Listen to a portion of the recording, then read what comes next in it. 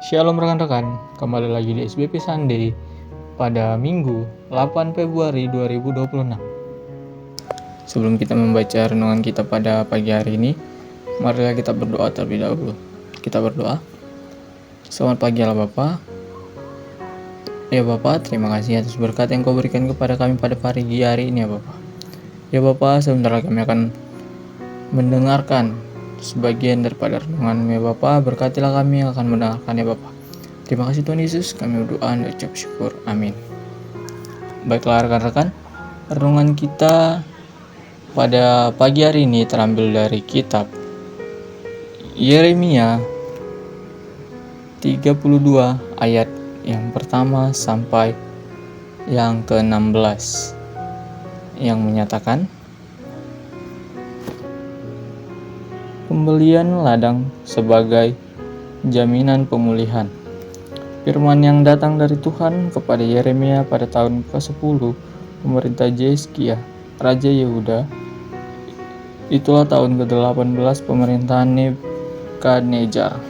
Pada waktu itu, tentara Raja Babel mengepung Yerusalem dan Nabi Yeremia ditahan di pelantaran penjagaan yang ada di istana Raja Yehuda. Kemudian, sebab Zedekiah, Raja Yehuda telah menahan dia di sana dan berkata, "Mengapa engkau bernubuat? Beginilah firman Tuhan.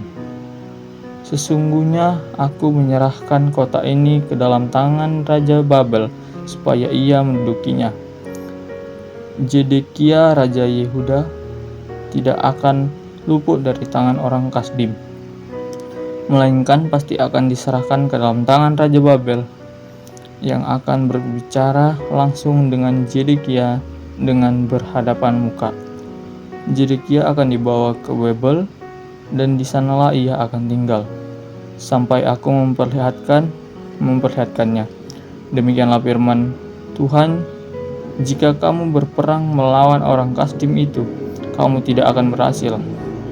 Berkatalah Yeremia, "Firman Tuhan datang kepadaku bunyinya, sesungguhnya Hanamel, anak Salum, pamanmu, akan datang kepadamu dan berkata, belilah ladangku yang di Anatot, sebab engkaulah yang mempunyai hak tebus untuk membelinya."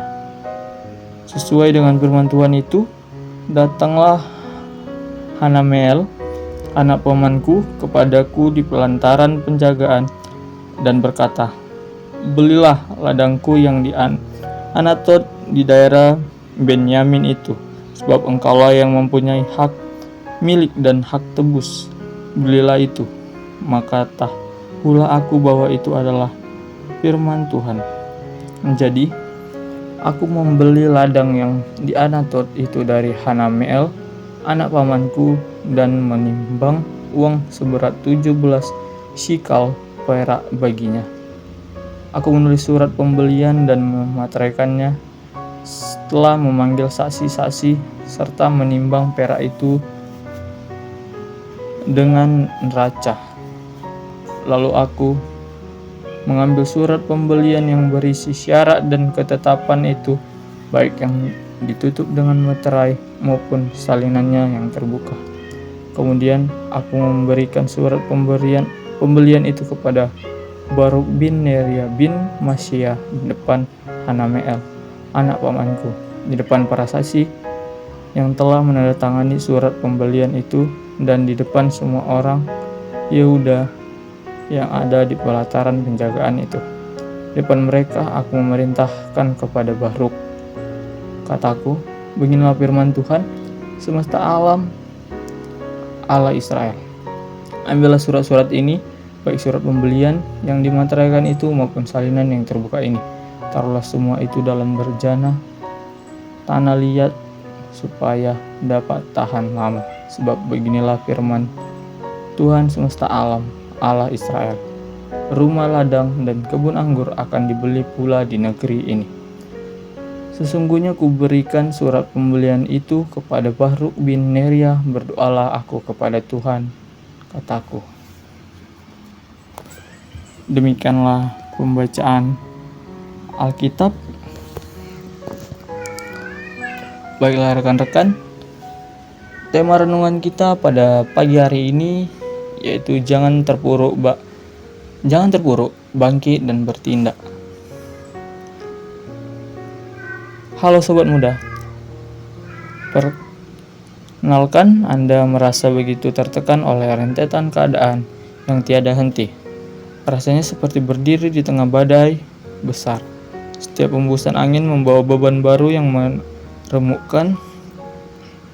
Dalam momen-momen seperti itu, jangankan untuk berlari atau berjuang, untuk tetap berdiri tegak saja sudah terasa mustahil.